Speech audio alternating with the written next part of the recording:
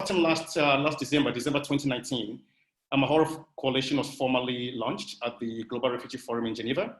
We're very grateful for the support of the UNHCR, especially the Office of the Special Envoy, Ambassador Afe, and also the Nairobi Bureau, and Clementine, and also Catherine, who was with us on the call today. Nancy Aburi, who also works in that office, who's been very instrumental in making sure that this coalition has been put together nicely.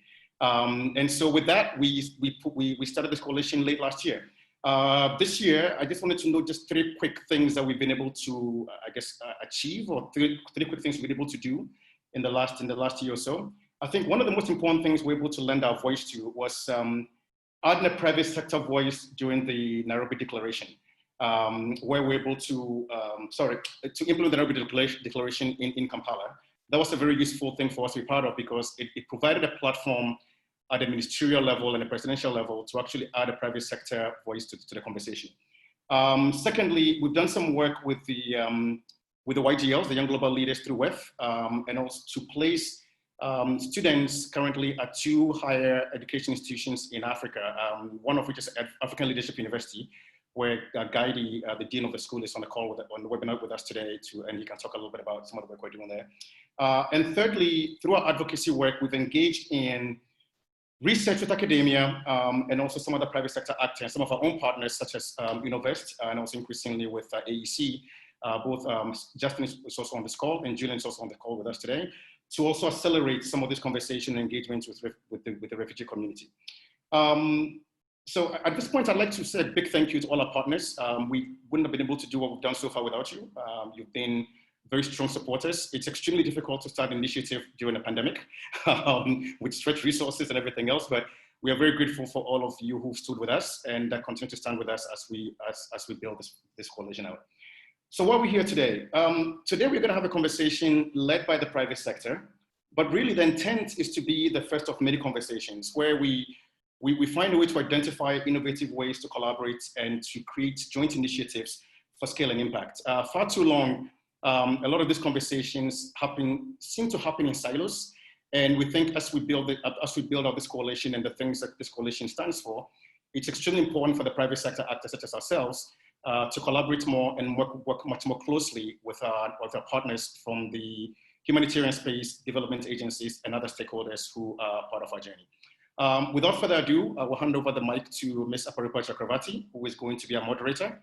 And just before I do that, Aparupa will run us through the conversation, after which we will have some Q&A session, and then we'll have some closing remarks by Ms. Catherine Weisner from the UNHCR, and we will call it a day. And finally, just so everyone knows, we are going to be recording the session because there are people who wanted to be part of this conversation who couldn't make it. So we'd like to have the conversation for them available to them. So hence we're going to record it.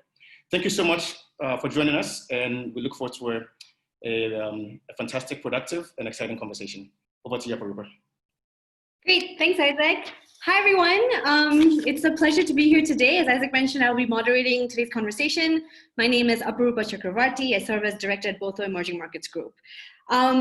Before we kick off, I wanted to provide just a little bit of context building on what Isaac alluded to earlier in terms of why we're having this conversation today. So one of our primary objectives is to demonstrate the importance of looking at private sector engagement with refugees holistically and not just focusing on individual silos. If COVID-19 thus far has shown us anything, it's that the world is deeply interconnected. And in times of crisis such as this, existing vulnerabilities, existing inequalities tend to deepen. So it's particularly important for us to pay attention to marginalized communities because they tend to suffer disproportionately.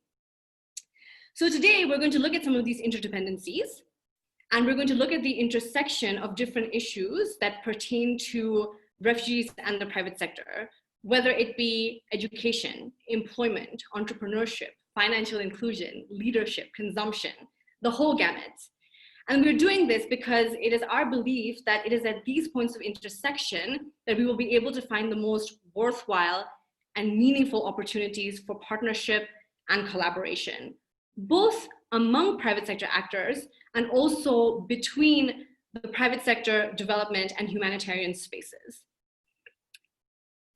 And I think the best way to exemplify this is actually through our four panelists today, who care about very different things. They are operating in distinct spaces, but there are very, very clear interdependencies between what they do and what they're trying to achieve. So we have with us today, for example, Gaidi Faraj, who is the Dean of the undergraduate campus at the African Leadership University. Dr. Faraj has been a pioneer in developing ALU's Global Challenges program, which is a flagship product that is designed to expose students to Africa's and also the world's most pressing challenges, and to equip them with the skills, knowledge, and expertise that they need to be able to tackle these challenges, and thereby develop the next generation of Africa's entrepreneurial leaders. Also straddling the space between education and entrepreneurship, we have Julianne Euler, who is the co-founder and CEO of the African Entrepreneur Collective, which is a family of business incubators and accelerators that are focused on supporting and investing in local entrepreneurs across Africa. The AEC has worked with over 13,000 entrepreneurs, many of whom are actually in refugee camps. They have generated over 8,000 jobs and created close to $20 million in new revenue. Of course, every entrepreneur needs access to the right investors in the right markets. And to that end, we have with us Justin Sykes, who is a managing director of Innovest Advisory, which is a consulting firm that connects socially minded investors with impact opportunities globally. And they've been doing an incredible job in providing refugees and displaced persons with access to critical products and services, whether financial, educational, or market-based. And last but certainly not the least, we have with us today Joel Hangi, who is a refugee from the Democratic Republic of Congo and currently based in Kakuma camp here in Kenya. Joel is a co-founder of Refugee Artists and Authors and is currently pursuing her bachelor's degrees in business communication with Southern New Hampshire University. She is passionate about documenting, collecting, and sharing refugee stories, and also actively solving challenges that come with living in a camp, especially those that pertain to education and youth employment. So, without any further preamble, Joel, I would like to start with you. Drawing from your personal experience and the experiences of other young refugees, what would you say are 2 or 3 major barriers that refugees face when trying to pursue entrepreneurship or employment opportunities? Thank you so much. Let me first of all say thank you to having me here. I feel a little bit honored to represent my fellow refugees and also raise the voice of those who can be heard, because we can't accommodate everyone here. And to go straight to the point, I think there is key barriers that refugees are facing coming to employment and entrepreneurship.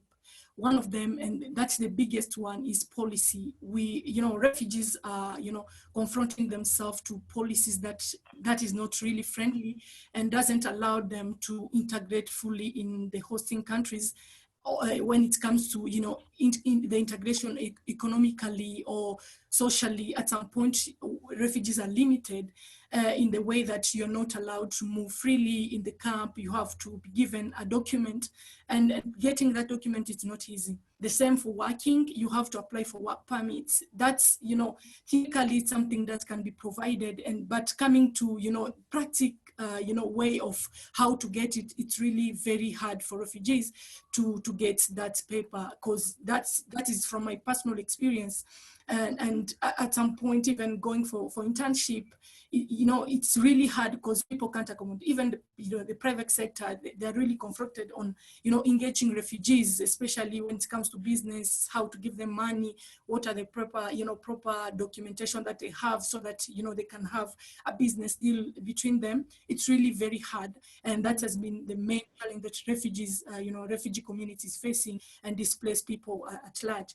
And the other maybe elements is limitation to access to opportunities, because most of the time we found that refugee camps are located in remote areas where infrastructure, there is quasi inexistence of infrastructure in those areas. and other elements such as, energy, like clean energy for cooking, for lighting. And, the flow of business is really very hard to have place in those, situation or those settings because of how, the place is located. There is so many things that is needed so that people can be able to, to do their businesses or engage in one way or another. So looking at those kind of situation where refugees are located, it's really hard for them to even have access to opportunities. They can't really, go for further education because of, there is no opportunity. And if there is an opportunity, they can't be aware of those opportunities because they are not connected. We are talking, we have this opportunity to talk. You have, I can hear you, you can hear me. Yep. During this pandemic period where, there is no way for us to meet, but we can talk at least and people can join and hear our perspective and try to come up with some solutions because we have this platform that can allow us to talk and discuss a little bit and maybe coming up with solutions. But for refugees, this is not the case. Refugees are at some point, left behind and not, considered as people can also be equipped with the relevant tool that can help them also to take, to be part of what is going on. And it's not a surprise if refugees at this moment can't even be heard because, there is no way they can express themselves. They don't have the right tool. They are not well placed to share their opinions. And maybe to the last one that I can also talk about, it's the economic integration. When I'm talking about economic integration, I'm trying also to say, when we are engaging with the private sector and, looking for loans and how to run a business or starting a business, we have, it's not surprisingly that everyone can know that refugees are very talented, they're very innovative, but they don't really, they're not really supported or not given an opportunity for them to leverage what they have in hand. And for that, we need private sector to come in to lend money to refugees so that they can be able to run their businesses and change even the place where they are. Because we are all convinced that places where refugees are located now has changed a lot because of their presence and their initiatives and the spirits that they're always looking for a better, transforming the place for a better day. And this has been really helpful, but unfortunately they don't have, appropriate papers so that they can be recognized. And it's really still very, let me say, unfortunate that at some point, even some people are not able to understand who is a refugee, and they still have that stereotype on how refugees are portrayed. That's why I'm really passionate about sharing, refugee stories, because I know what it is to be a refugee and how much it's to go through that kind of life and all the experiences. So I feel like I'm well placed to portray a refugee in an image that, reveal who is that person, than taking a picture of a vulnerable woman and posting somewhere and say that is a refugee.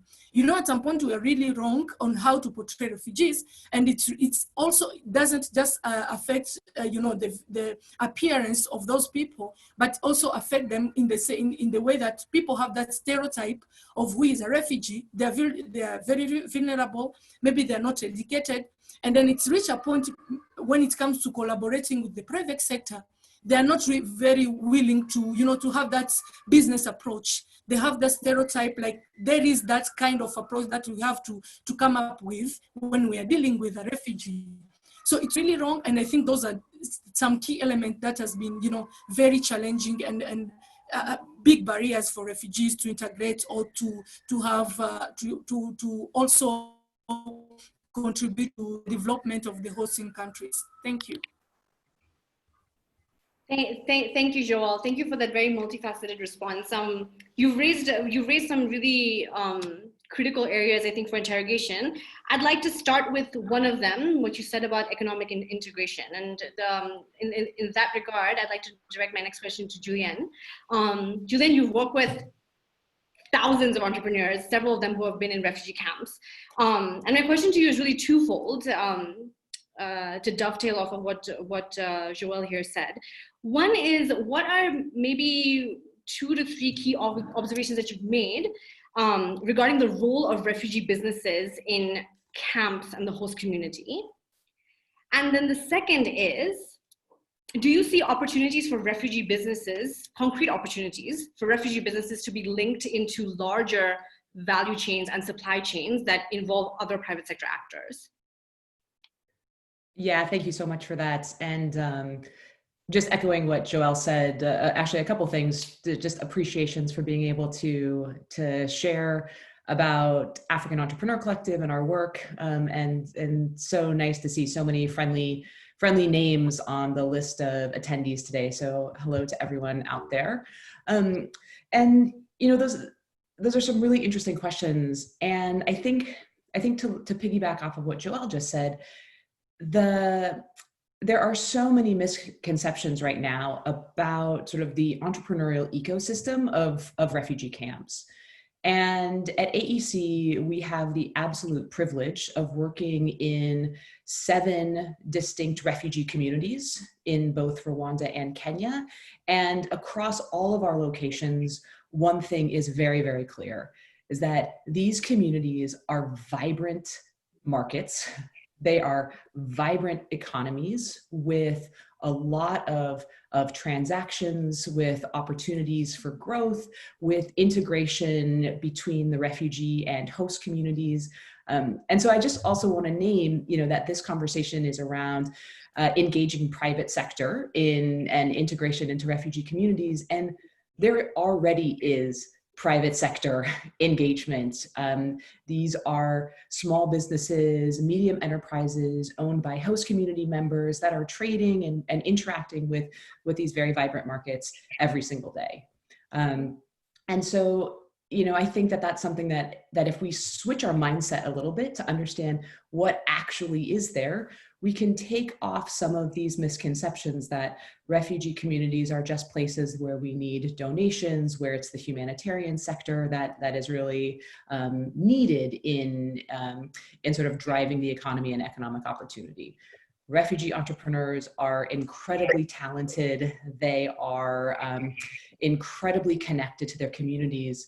And when we talk about business development, that really is the thing that we're excited to focus on at AEC, is like, where do we see these product market fits? Who are the people who offer innovative solutions to the pressing challenges that are in these communities?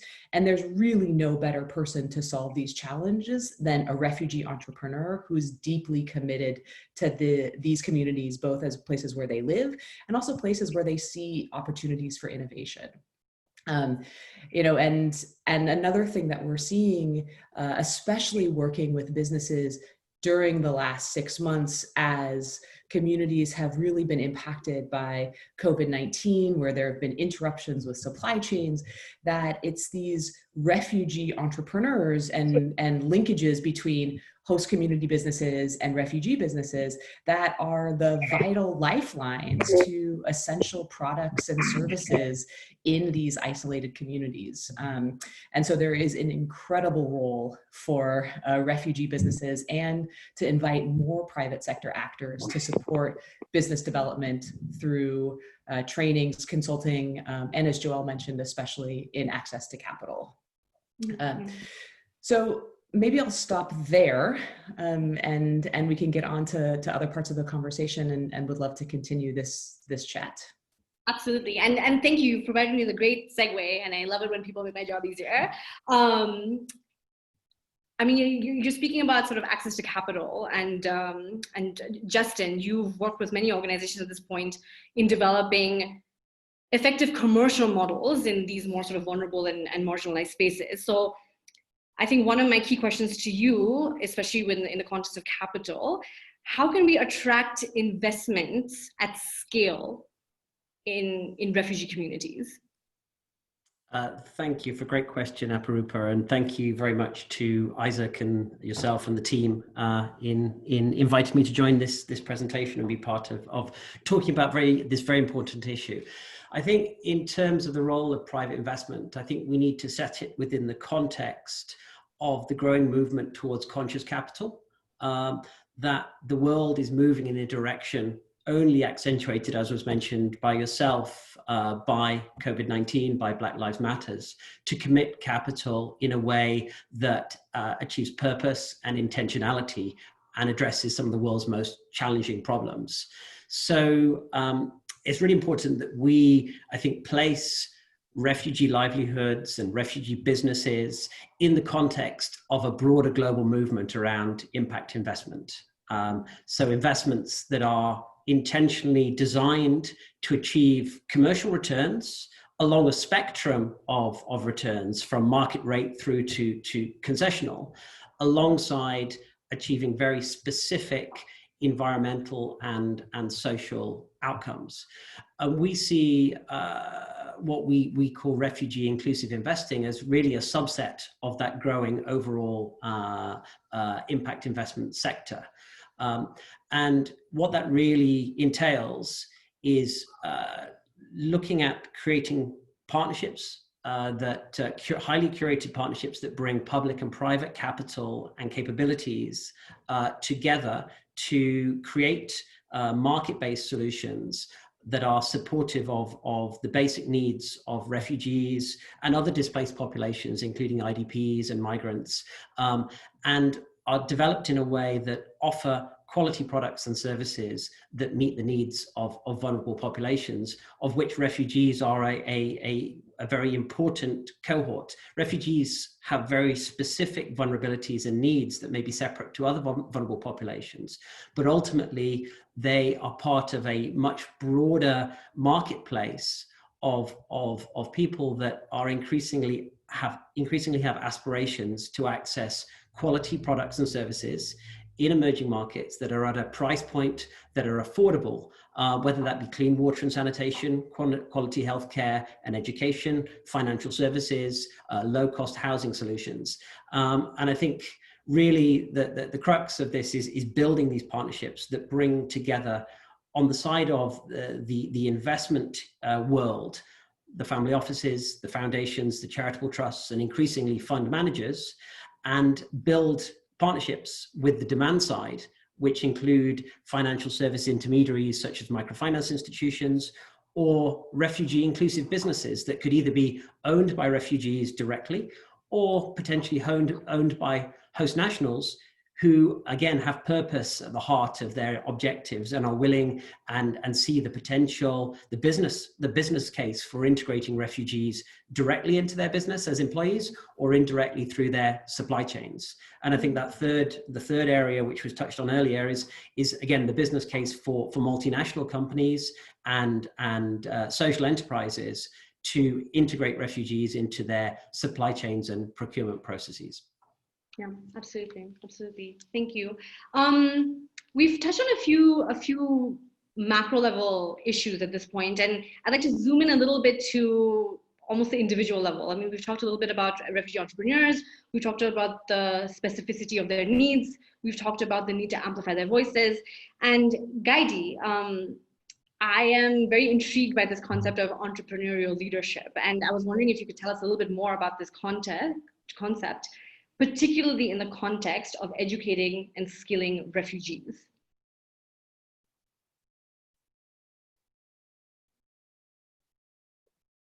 Did we lose Gaidi?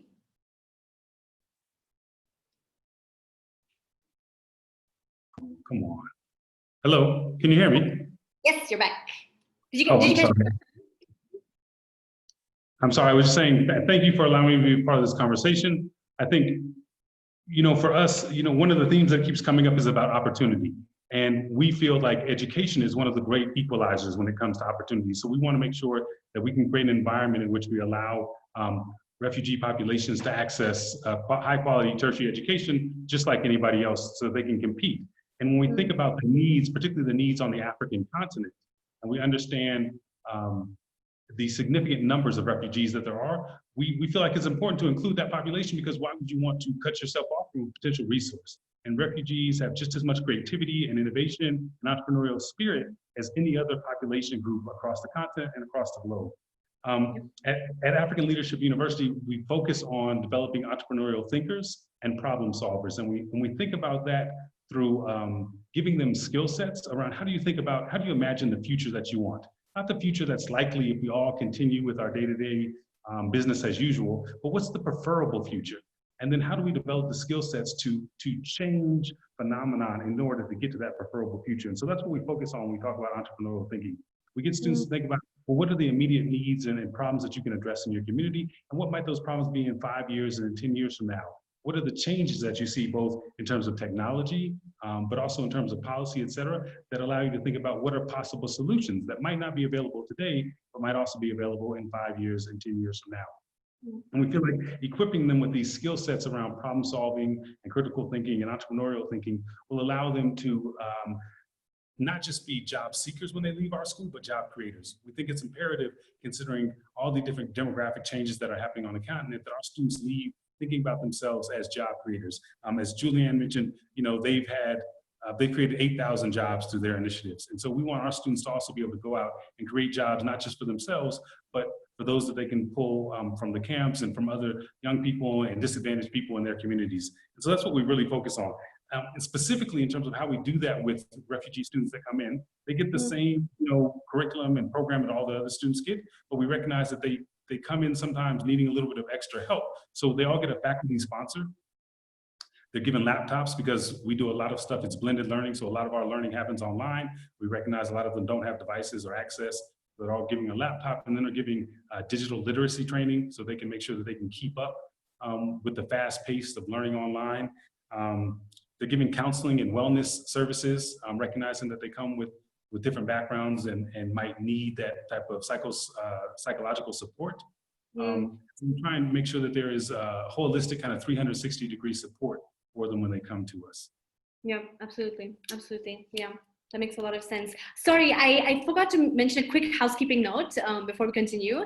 If anyone has questions that arise in the course of the panel discussion, please feel free to use the chat box function. There's also, I believe, a raise your hand function. I'm sure most of us here are now webinar aficionados. And then when we get to the Q&A portion of this, we'll be able to address, well, probably not all the questions, but at least a good portion of them, hopefully. So sorry for not mentioning that earlier. Guy, you said several things, but to latch onto a couple of points that you raised, especially about what you mentioned around creativity and innovation, and also the need to prepare people today for opportunities that can arise 5-10 years from now. I think that's quite critical. And I'd like to bring the conversation back to Joelle here, and specifically your passion for art and storytelling and sort of these more creative spaces. What do you think is the potential for refugees to be successful in such, I guess, quote unquote, non-traditional or even underexplored spaces such as the creative and cultural industries? Yeah, thank you so much again for the question. I think one of the things that people, that can see as a potential, way to support refugees and as well as young people is to leverage the digital, space, the digital access to refugees, because the fact that even having a mobile signal in Kakuma is really very hard. And that limits refugees to, to explore some of the possibilities that they might have, opportunities that they can grab, and maybe they can be qualified for. So I think it's really important for, private sector to look into that and see how to explore that aspect. Because I believe when, refugees have access to, to internet, they have access to energy, they're able, actually, energy is one of enablers for so many things that is happening in Kakuma. And, it also gives ways to, to some innovation ideas or some innovation approach that refugees have. So it's really important to tackle those key elements in order to respond to so many things that refugees are facing. And in most cases, you realize that some of the challenges that refugees are facing coming to violence, like gender-based violence and other, leaving schools and not continuing for further education, is because they don't have energy. And it's really important to tackle those kind of things, because if we don't have adequate, tools to to integrate ourselves. Even talking about, you know, sustain ourselves, it's really impossible, to be honest, because at some point refugees are trying to respond to some of their basic needs. They're trying to stand on their feet and at least change the situation, and finding a safe place as hosting countries or a refugee camp, it's not enough, because refugees still needs more supports, more than, you know, the humanitarian aid, more than food, more than, you know, maybe anything, shelter that they can be given. So it's really important to equip refugees with, you know, tool that, you know, something that is marketable at the moment. If you don't have, you know, maybe idea on you know, having access to digital tools, how to manipulate a computer, how to, you know, all those stuff, it's really hard even for you to have a job in today's, you know, century. So it's really important not to consider refugees as people who can just have access to something that is not updated. It's really important also to give them tools that are updated, so that they can be able, or we can be able to compete on the, you know, the market or the employment, you know, market, so that we can, you know, stand on our feet and rely on ourselves. And also the other thing that I can also emphasize on is we have, that's why I was saying, from my understanding of who is a refugee and my experience, I do believe that where refugees come from, it's really very far, because, you know, finding yourself in a refugee camp, it's a fight that you have, you know, you want to fight, and you are somewhere where you feel like, and I need now to settle, I need now to move on with my life. And some aspect of life, it's really neglected. Especially, I do understand that the humanitarian approach is more of, you know, urgent needs, rather than other things that can be needed, though it's really important for someone, you know, any human being. But it's really important to look at those aspects. And here I'm talking about entertainment. In refugee camps, most of the time, that aspect doesn't exist, because they feel like it's not urgent. Those people need clothes, they need shelter, they need food. Entertainment, we won't, you know, concentrate on that at the moment. But it's really important, because it's also play a lot coming to their health being, coming on how they will perform, coming on how they will integrate in that particular society.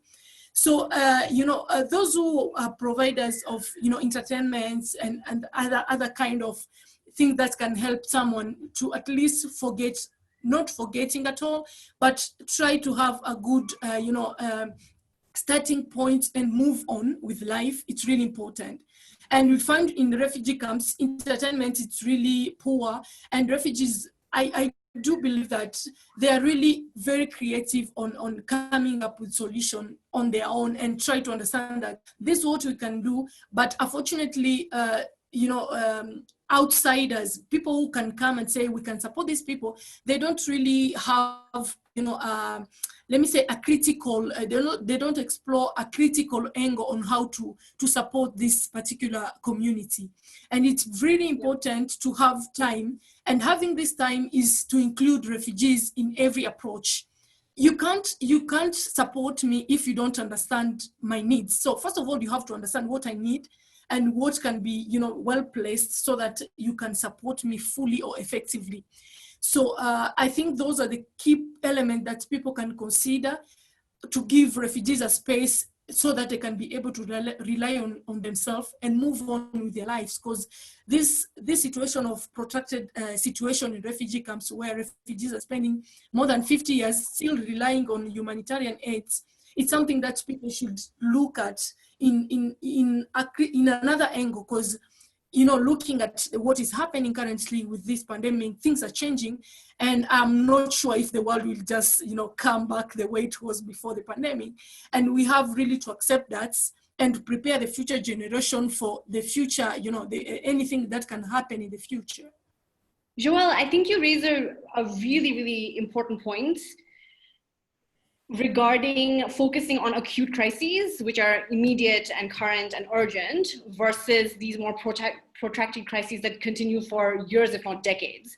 And beyond a certain point, focusing on short-term needs and immediate needs, as important as they are, it has to extend beyond that. So I think that's a really, really important point. And I also think this point that you raise about not just working in the entertainment industry, but also having space for things like leisure and entertainment,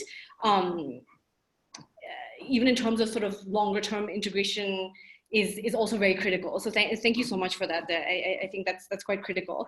And also sort of to dovetail off of this sort of longer term view, and looking at some of these other types of products and services that extend beyond just, you know, emergency response. Julianne, my next question is to you. I understand that AEC is one of the largest lenders to refugee entrepreneurs in Africa. Could you tell us what are some of the most common misconceptions that lenders may have when trying to expand financial services to refugee communities? Yeah, thank you. Thank you for that. And I also am just reading one of the questions that came through about some practical ways to de-risk investments for refugee entrepreneurs. So I can take that one as well. Yeah, I think, so at African Entrepreneur Collective, we offer a combination of services. So everyone who comes through our program goes through our business development support services that involves trainings, consulting, and support on better financial management tools. So before anyone is able or eligible to access one of our loans, they have to go through some of our services to help them better understand and run their businesses. And we actually see that as a core component of de-risking investments.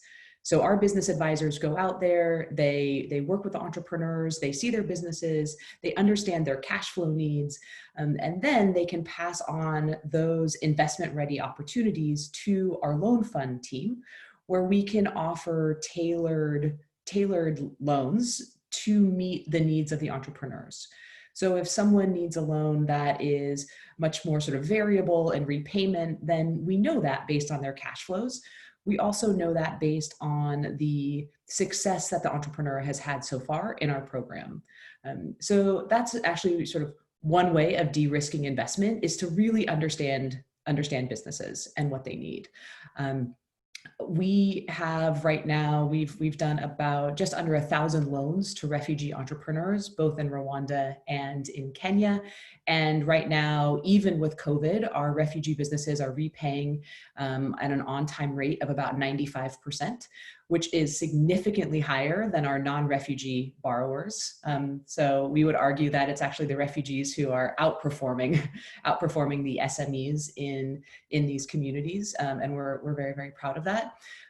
And one of the reasons is actually sort of addressing one of the misconceptions.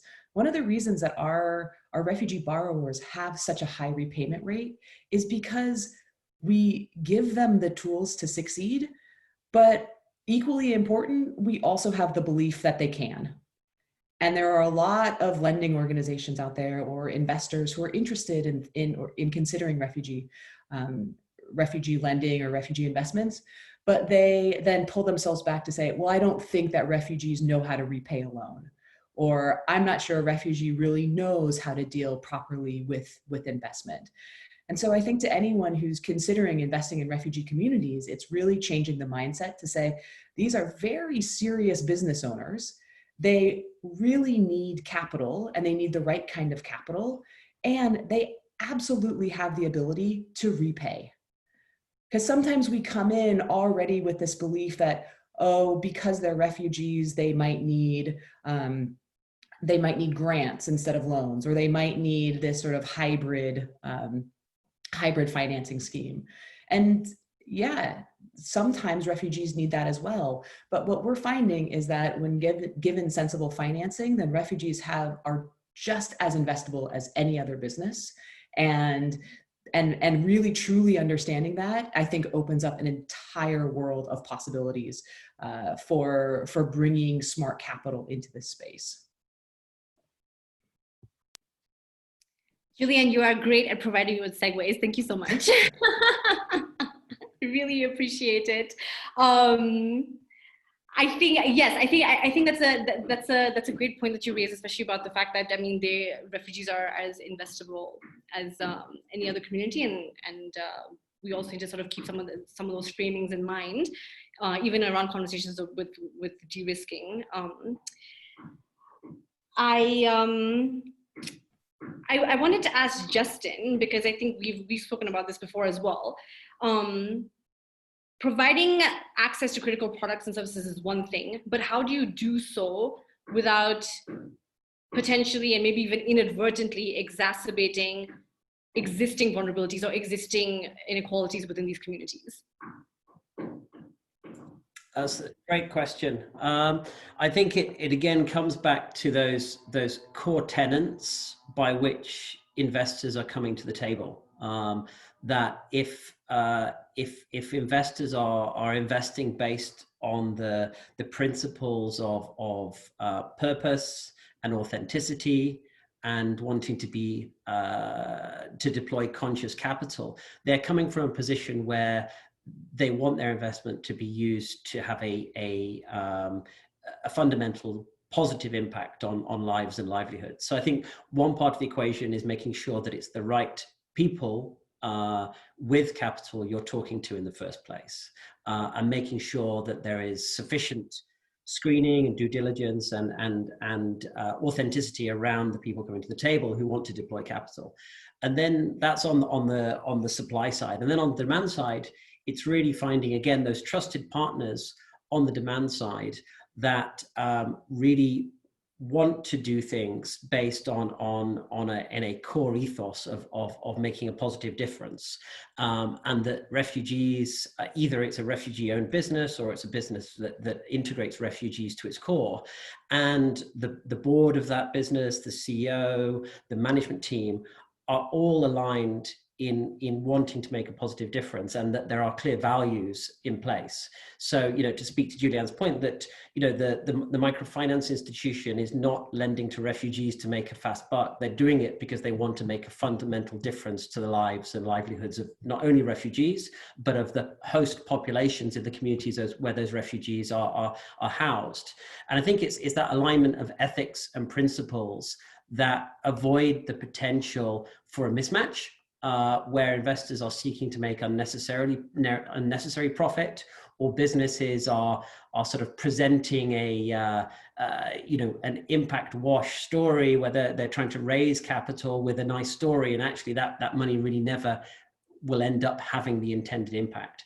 I think a key part of all of this is having third parties such as ourselves who are involved in the kind of creation and structuring of these deals. And I think really critically setting the impact frameworks and principles in place, saying, what does success look like? What is your theory of change? If you deploy this capital into refugee livelihoods in Rwanda, over 10 years' time, what is the difference for refugees when it comes to self-reliance and resiliency?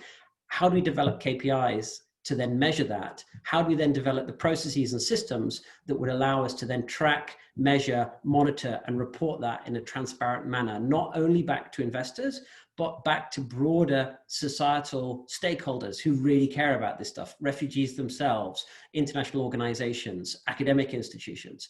So I think that would be my sense, that it's about finding the right partners and really making sure that these partnerships are designed in the way where impact and purpose are at their core, and that the potential for unintended consequences are reduced.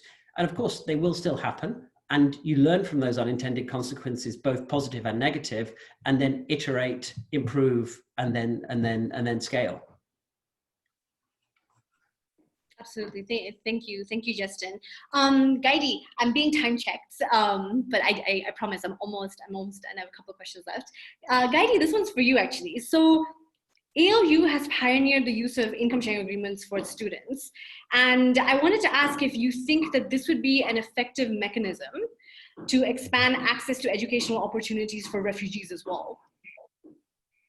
That's a great question. I think it's an interesting one. We are still very early in our experimentation phase with ISAs, but I think they definitely have a lot of potential. One of the complexities is understanding what the employment opportunities are for refugee students after they leave us. So understanding some of the concerns that Joelle raised earlier about their mobility and integration into the larger economic community. And so this is where we need, as Julianne mentioned, mindset shifts among not just investors, but also employers, because in order for an ISA scheme to be successful, right, there has to be a realistic access to sustainable livelihoods for the refugees when they leave us. And so that would be one of the considerations for investors who wanted to look at ISA scheme. But I think it's definitely one that has real potential, because the reality is, as we mentioned in the beginning, one of our biggest obstacles is just accessibility. How do we make our institution more accessible to refugees and disadvantaged communities? Yeah.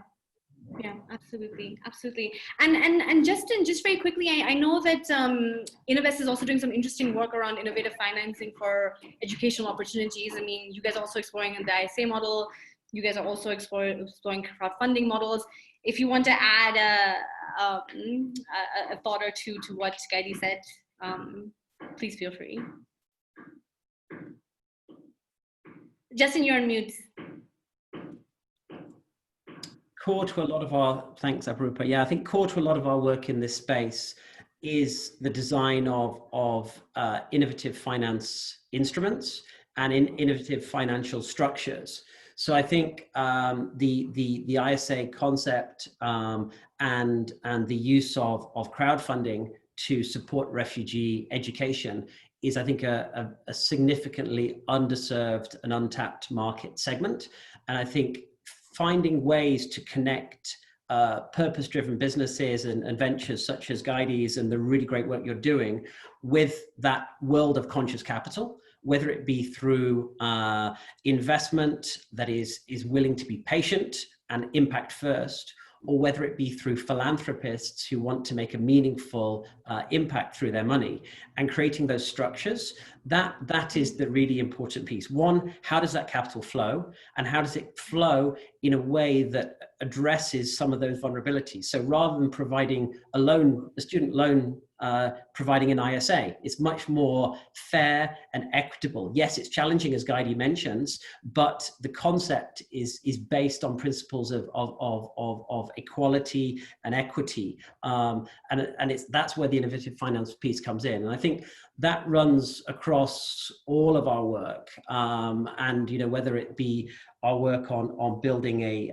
working with a New York-based fund manager developing world markets, on building a private equity strategy that would invest in some of the financial institutions and ventures such as Julianne's that are serving refugees, but doing it at scale by investing in 10 or 15 institutions around the world, or whether it's working with an INGO like Norwegian Refugee Council to develop innovative finance and social enterprise models for refugee livelihoods. These are some of these core aspects about how do we create the structures, and then how do we design the structures in a way that attract in the right type of capital to create sustainability and scale.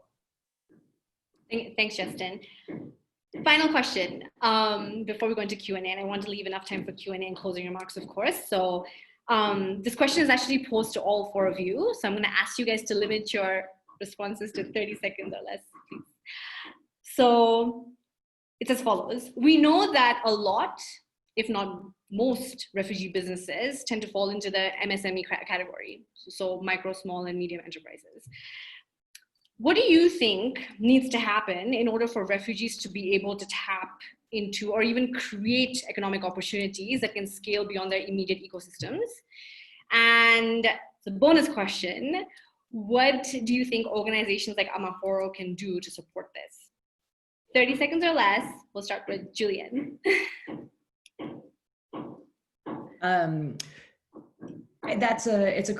It's a great question. I think one of the things that we're seeing, IFC did a report, the Kakuma as a marketplace, with $56 million in annual consumption. And so we're seeing that refugee communities have quite a lot of opportunities for investment, for business, for private sector engagement. So I think, really what it will take to see a refugee business grow beyond the MSMEs.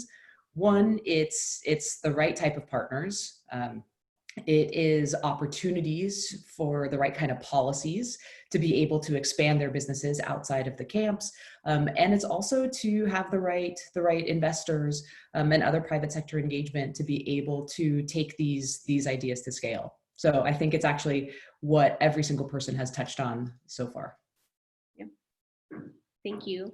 Joel, would you like to go next? Yeah, sure. Thank you. I think Julian has just said what I was trying to figure in my mind.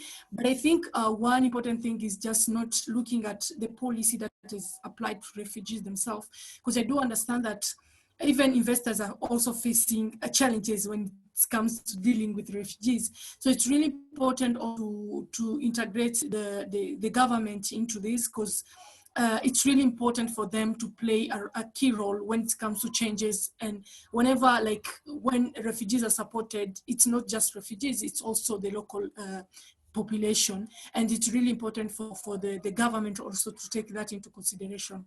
On the other hand of Amahoro, I think one thing that they can do is to at least create space like this, where refugees, entrepreneurs can have, opportunity to showcase what they are able to deliver, and maybe to link them with, the right investors. Thank you. Thank you, Joel. Katie? Yes, I want to echo Juliana and Joel, but I think particularly in terms of what Amahoro can do is it's really about creating spaces for us to be able to share, but bringing more people to the table. The biggest issue from our perspective is all about accessibility. So whether it's an ISA or scholarship funds, whatever we can do to bring more industry and private sector people to the table to create opportunities for young entrepreneurs to get a high quality education, to really skill themselves up, which de-risks them, right, when the investors come to the table. So we would love to see more opportunities to have those conversations and get funding opportunities for refugee students. Absolutely. Justin? Yeah, I think going back to the right type of capital being brought to the table, and I think one of the really untapped capital sources, which immediately is aligned with what we're trying to do here, is diaspora capital, and targeting diaspora who already are giving back to their communities and perhaps are really keen to give back in innovative and sustainable ways. We're working, for example, with a group of high-net Somali diaspora who have invested into the country's leading microfinance institution, and they've done so as a social enterprise because they see the need for financial inclusion and they want to deploy capital through a commercial manner, but in a way that is deeply based in sort of ethics and principles and understands the vulnerabilities of displaced populations. So I think diaspora capital is a really important source of funding that is underserved in this whole space.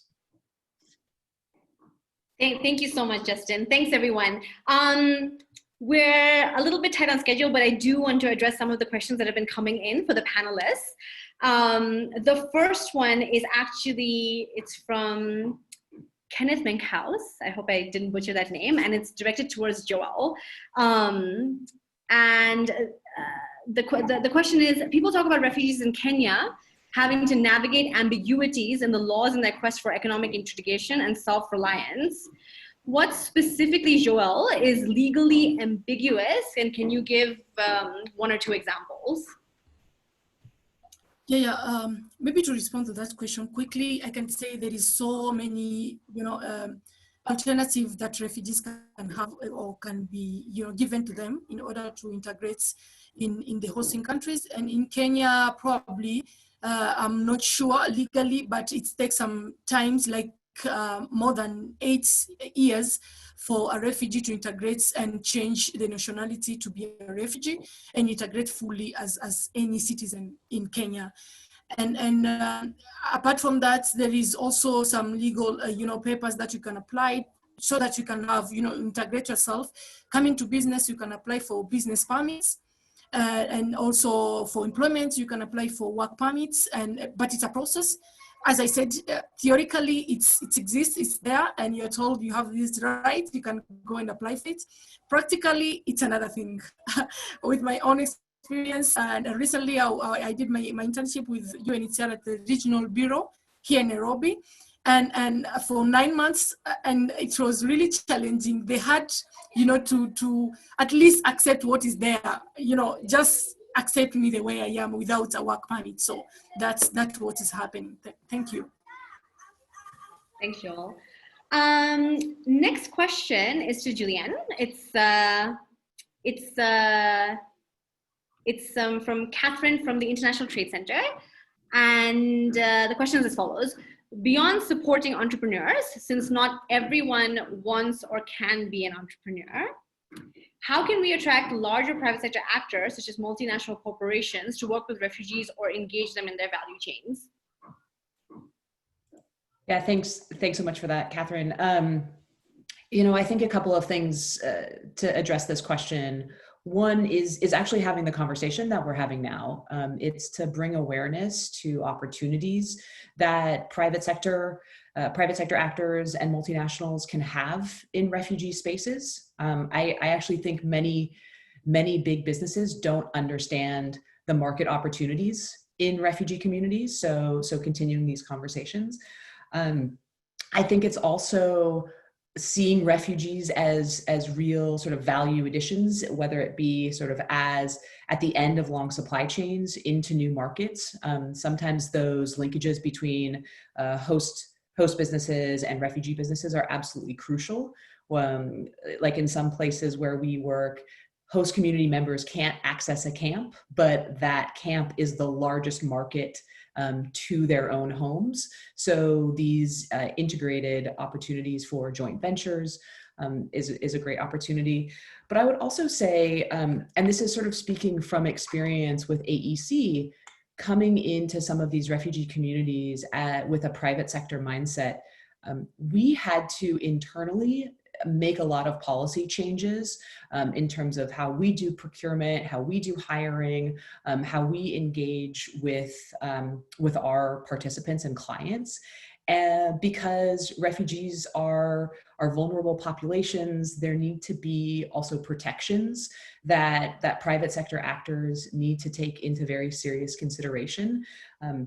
So I would say, how do we engage some of these big corporates that might not be thinking about all of the protection needs to support refugees is for organizations like us, humanitarian organizations, to make it as easy as possible for private sector companies, small, medium, large, to come in. And that's sharing policies. It's being very clear on what we need to do to really engage refugees within value chains and within these markets. And if anyone has any needs, I'm happy to share what we've had to do to change our policies so that we can just sort of streamline some of those processes for any others that want to come into this space. Thanks, Julianne. I see that Lucia has her hand up. Would you like to have the floor, Lucia?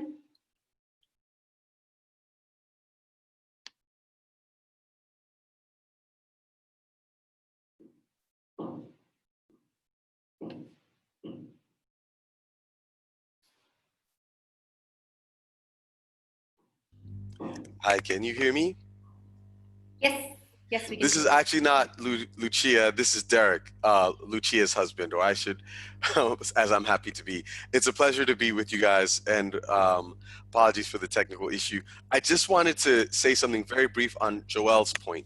I think it is extremely important as we look at issues facing vulnerable communities that we see these communities as more than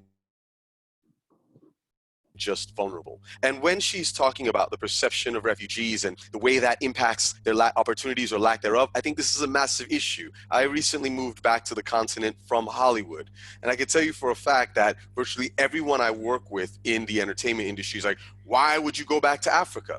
Because the perception of Africa as a market, as a place of creativity and opportunity, is much less than the actual reality. If you take it to refugee communities, that's even further amplified. And I think that part of the challenge we face is we've atomized our markets, right? So if you look at Africa, it's 54 countries, most of them quite small. But if you look at China, it's one market. If you look at India, it's one market. We're trying to make moves to make Africa one market, in which case it's 1 billion people and not a small amount. And the thing that I would posit as kind of a riff on what Joel said is that if we start looking at not just the, you know, the obvious important humanitarian needs, but the business opportunity available to all of these people who have skills to bring to the marketplace, and say they're all a part of this market, what can we do to enable them to be innovative, empowered actors in it? And I think one of the best things is let's make sure that people are better connected online. We've been working on a project to look at how do you take, you know, the internet penetration from 7% where it is in Africa today to 70%. The internet usage during lockdown has gone up 70% around the world, but 4G in Africa is still at that low percentage. If we're able to accomplish goals like this with private sector actors, as well as governmental and other organizations involved, then the creatives, the creators, the consumers within these refugee communities are no longer a charity case. They're a market. And at the end of the day, you can't tell me that, you know, Africa is suffering worse from issues of poverty and vulnerability than India is. And yet, and still, we're not seen as a viable market. I would like to emphasize that we need to stop looking at people as simply charity cases and look at them as real contributors to a broader global marketplace. Thank you, Derek. We have a couple of more questions. This one is directed to, sorry, I just saw this. Sorry, this one is directed to Justin.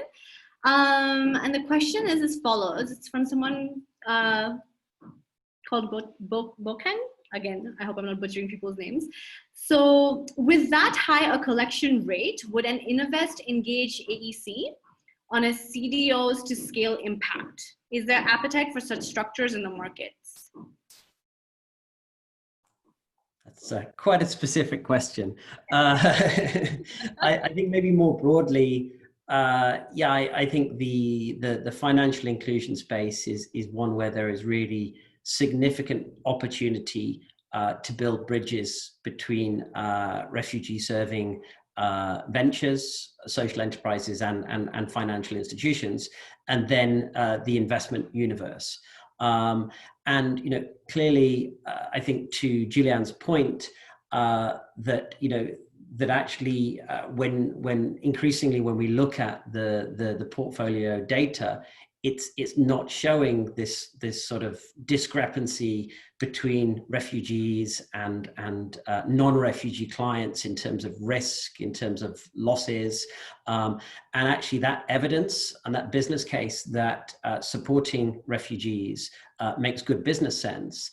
And then that translates into an addressable market for financial institutions, which in itself then creates opportunities for investors to support those financial institutions. I think the business case is clear. And I think what the challenge is getting that business case to kind of percolate and to really expand across the financial inclusion community. So many more financial institutions recognize that there's an opportunity to serve an underserved client segment in refugees. They can be served sustainably and profitably, and that in itself is attractive to the market of investors who want to invest in financial inclusion for refugees. So, you know, not going into the specific instrument, but I think more broadly, absolutely, if AEC is managing a refugee portfolio with less than 5% losses, then that is something that would be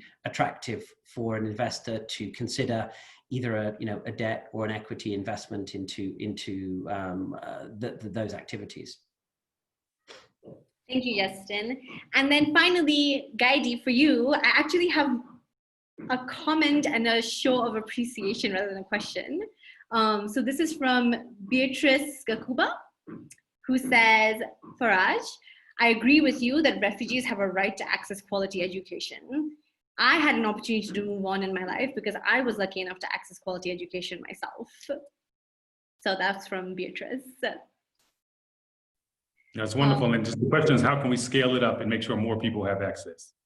Absolutely, absolutely. That is very much the question. With that said, thank you so much, panelists as well as participants, for what has been a really engaging conversation. And I mean, any moderator's dream. I really, really appreciate your time and your participation and your energy. With that said, and without further ado, I would like to invite Catherine Weisner, who is the head of external engagement at the UNHCR Regional Bureau for the East Horn of Africa and the Great Lakes region, to please share your reflections and your closing remarks before we wrap this up.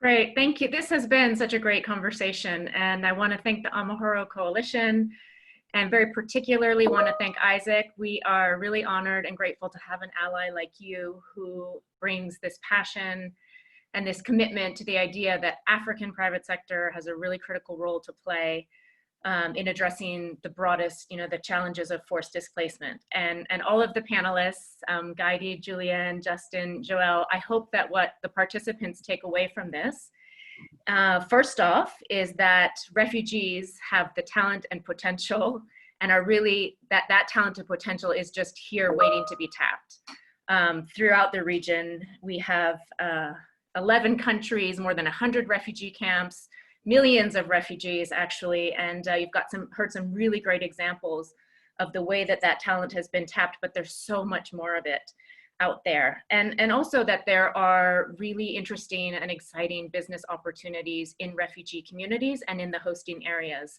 So, for the benefit of those individuals for sure, full stop, but also for those communities, and in a way that has some very meaningful social impact as well.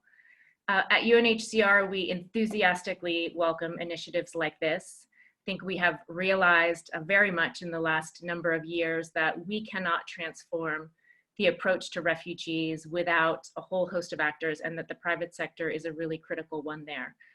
That's really what the Global Compact on Refugees is about, and some of the most transformational areas, I think, are what you've heard about today: economic inclusion, the ability to have a job, to have access to capital, to have a meaningful quality higher education. These are really the transformational areas that we see, and they have multiplier effects as well within communities. So we hope that you've been inspired, that this can be a sort of call to action to you, as well as to provide you with some of the info and the connections. We hope we can make a lot of connections after this to start to think about what you can do more in your realm and what we can do more together.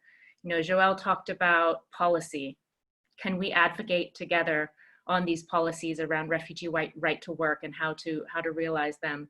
How can we scale the efforts, the really successful efforts that have been made to make university an achievable dream for refugees, and particularly young refugee women? And how can we mobilize more firms? We talked about multinationals. Let's bring in more CEOs. Who do you know in your network that you can bring into this space as well? So I can conclude by saying that on behalf of UNHCR and certainly our regional director and our office here in Nairobi, that we're really open to having these conversations, to hearing your ideas. We are not perfect at reaching out of our sort of traditional humanitarian and protection space, but we hope, getting a lot better at it, and really want to be building this bridge with you. So thank you. Thank you so much, Catherine. And I think that concludes today's session. Thank you so much, everyone. Thank you. Thanks so much. Thank you, everyone. Thank you, everyone. Thank you very much. Have a great evening, everyone. Bye-bye.